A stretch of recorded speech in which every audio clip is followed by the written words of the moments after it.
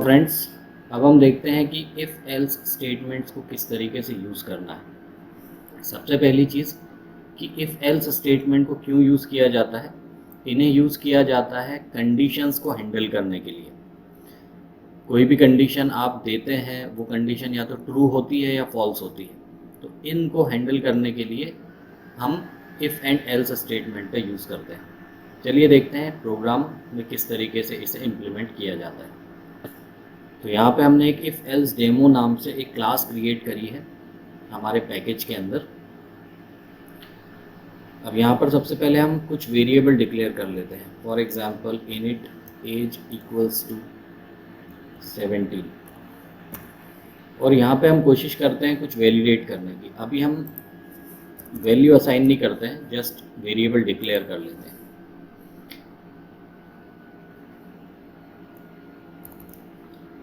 If और else का statement किसे वैलिडेट करने वाला है? कंडीशंस को ट्रू और फॉल्स के बेसिस पे।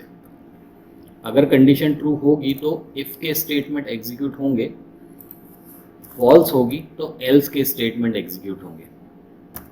ओके, सो हम पहले कुछ इफ के स्टेटमेंट लिखते हैं। If age is greater than 18 suppose, so you are allowed to vote. If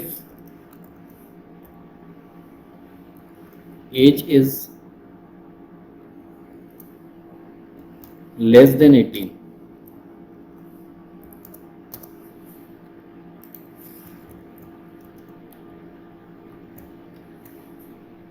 then you are not allowed to vote. अब यहाँ पे देखिए प्रोग्राम हमें एक एरर दे रहा है कि ये वैल्यू कंपेयर नहीं कर सकता। क्यों नहीं कर सकता? क्योंकि जब तक आप वैल्यू असाइन नहीं करेंगे तब तक वो कंपेयर नहीं कर पाएगा, इसलिए आपको वैल्यू असाइन करनी पड़ेगी। इनिशियलाइज तो हमारा वेरिएबल हो गया है। अब हमने क्या किया है, इनिशियलाइजेशन के बाद में जब हम इनिशियलाइज करते हैं, वैल्यू नहीं देते हैं, तो ये कुछ भी डिफ़ॉल्ट वैल्यू अपने हिसाब से ले लेता है। लेकिन यहाँ पर चूंकि हम कंपेयर करने वाले हैं, इसलिए वैल्यू का असाइनमेंट होना ज़रूरी है। डिफ़ॉल्ट वैल्यूज़ के साथ में ये काम नहीं कर पाएगा। ओके, अब हम इस प्रोग्राम को अगर रन करते हैं तो देखिए हमको एक आउटपुट मिलेगा, you are not allowed to vote. क्यों? क्योंकि एज जो है वो 17 है। अब ये प्रोग्राम का फ्लो कैसे होगा ये समझते हैं। सबसे पहले इफ़ स्टेटमेंट के पास जाएगा, कंडीशन चेक करेगा। ये जो ब्लॉक है ये ओवरऑल आउटपुट क्या देगा? ये ओवरऑल आउटपुट देगा फॉल्स, तो इसके स्टेटमेंट एग्जीक्यूट ये नहीं करेगा। इसके बाद ये दूसरे इफ़ पे जाएगा और यहाँ पर ये कंडीशंस को मैच करेगा। इसे कंडीशन मिलेगी ट्रू, तो इसके अंदर के स्टेटमेंट एग्जीक्यूट कर देगा। लेकिन यहाँ हम जान रहे हैं कि कंडीशन दो में से एक ही पॉसिबल है ट्रू होना, लेकिन फिर भी प्रोग्राम पहले इफ़ को भी एग्जीक्यूट कर रहा है और दूसरे इफ़ को भी एग्जीक्यूट कर रहा है। इसका मतलब कि हम कुछ अननेसेसरी लाइन ऑफ कोड को एग्जीक्यूट करवा रहे हैं जिसकी कोई ज़रूरत नहीं है। इससे नुकसान क्या होगा? इससे नुकसान ये होगा कि आपके ओवरऑल प्रोग्राम का एग्जीक्यूशन टाइम बढ़ जाएगा। ये बहुत छोटा सा प्रोग्राम है, लेकिन प्रैक्टिकली जब हम प्रोग्राम बनाते हैं तो कई हज़ार लाइन के प्रोग्राम्स बन जाते हैं।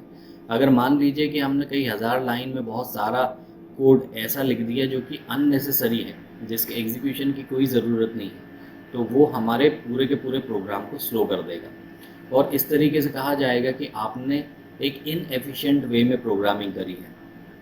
तो इसलिए अगर आप एक प्रोग्रामर हैं तो प्रोग्रामर का काम सिर्फ ये नहीं है कि प्रोग्राम बना देना। आपका काम एक एफिशिएंट प्रोग्राम बनाना है, और वो केवल तब बन पाएगा जबकि आप शॉर्ट कोड लिखें। मतलब किसी भी टास्क को कंप्लीट करने में के लिए जो मिनिमम कोड लिख सकते हैं वो लिखना ज़रूरी है, और अननेसेसरी जो कोड है वो आप स्किप करें। ओके, जिनके एग्जीक्यूशन की कोई ज़रूरत नहीं है। तो इसी को अगर आप एफिशिएंट वे में बनाना चाहते हैं तो आप क्या कर सकते हैं, अगर हम इस इफ़ के साथ में लगा देते हैं एल्स और एल्स इफ दोनों कॉम्बिनेशन यूज़ कर सकते हैं। चलिए पहले इसको यूज़ करते हैं। तो अगर एज 18 से ज़्यादा है तो ये कोड एग्जीक्यूट हो, अदरवाइज ये एल्स स्टेटमेंट पे जाए। तो अगर ये कंडीशन एग्जीक्यूट नहीं होती है तो ही ये एल्स स्टेटमेंट पे जाएगा, अदरवाइज ये इस इफ स्टेटमेंट को एग्जीक्यूट करके प्रोग्राम से बाहर निकल जाएगा। सो इस प्रोग्राम को रन करते हैं। अभी भी देखिए क्या दिखा रहा है, यू आर नॉट अलाउड। अब अगर मैं इस एज को कर देता हूँ 19, तो यहाँ पर देखिए मुझे आउटपुट मिलेगा you are allowed to vote. लेकिन फ़ायदा क्या होगा, फ़ायदा ये होगा कि ये इफ़ स्टेटमेंट को एग्जीक्यूट करेगा और उसके बाद प्रोग्राम से बाहर आ जाएगा, क्योंकि कंडीशन सेटिस्फाई हो चुकी है। तो हमने क्या किया, इस अननेसेसरी लाइन ऑफ कोड को एग्जीक्यूट होने से बचा लिया। ओके, अब यहाँ पर हम सिंगल कंडीशन को वैलिडेट कर रहे हैं। मान लीजिए कि हमारे पास में मल्टीपल कंडीशंस है कि आपको एज भी वेरीफाई करानी है और मान लीजिए कि आपको सिटीजनशिप भी वेरीफाई करानी है। ओके, तो अगर आपके पास में मल्टीपल कंडीशंस है तो उनके लिए आपको क्या यूज़ करना है। तो मल्टीपल कंडीशंस के लिए बेसिकली हमको लॉजिकल ऑपरेटर्स यूज़ करने पड़ेंगे, जो कि हमने थोड़ी देर पहले ही पढ़े हैं। लॉजिकल ऑपरेटर्स कौन कौन से होते हैं, एंड और यूज़ कर रहे हैं, मतलब कि कोई कंडीशन लिखी है तो दोनों में से कोई भी एक कंडीशन वेरीफाई हो जाएगी तो भी ओवरऑल आउटपुट क्या आएगा, ट्रू। एंड में क्या होगा, दोनों कंडीशंस या सारी कंडीशंस मैच होनी चाहिए, तब जाके ओवरऑल आउटपुट आएगा ट्रू। तो यहाँ पे मान लीजिए कि मैं एज के साथ में एक वेरिएबल और डिक्लेयर कर देता हूँ, स्ट्रिंग कंट्री।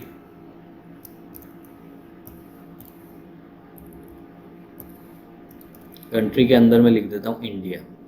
अब मान लीजिए कि मुझे दोनों कंडीशन वेरीफाई करानी है। If age is greater than 18 and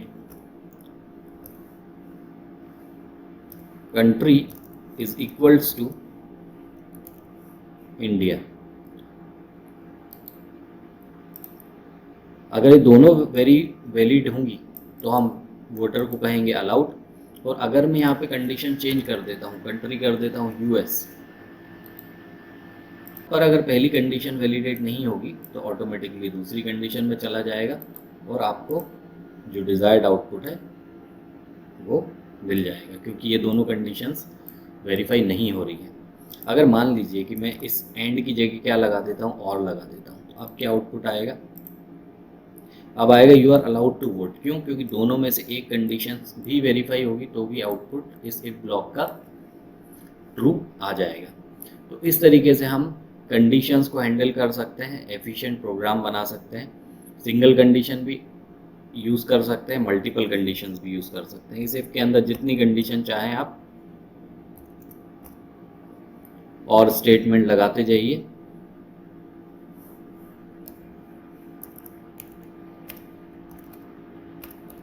और कंडीशंस देते जाइए इस तरीके से।